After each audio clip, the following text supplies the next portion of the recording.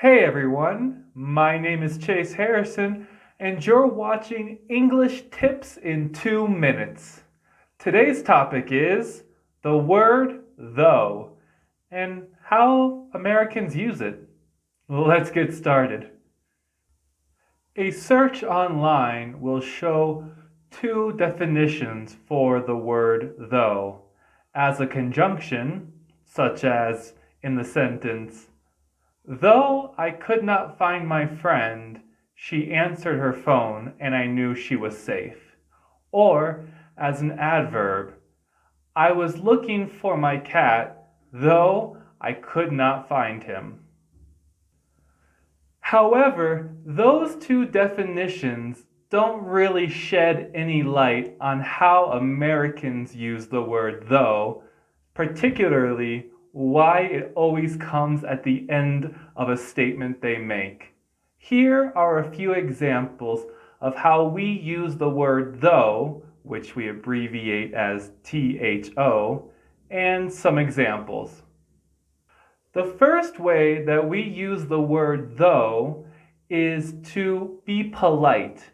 Let's pretend that we're having a conversation with somebody and they're giving us information, but maybe they left out a point or an aspect of the conversation.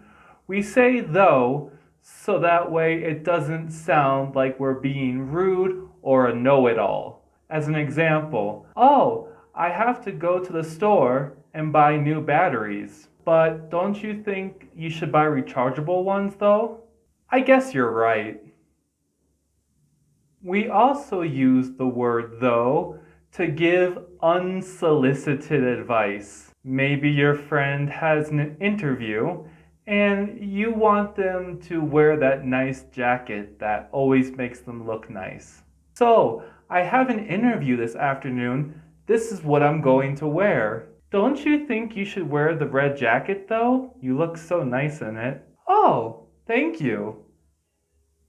We also use the word though with "it's true" and "for real," as in, "it's true though," or "for real though." And we say it like that to just enhance the fact that we agree with what somebody says. It's just another way of saying, "I agree," or "I see your point." Can you believe that she actually left the house looking like that? For real though. I mean, I would never ever leave my house looking that way. It's true though. And the last way that Americans use the word though that I will bring up in this video is to highlight something.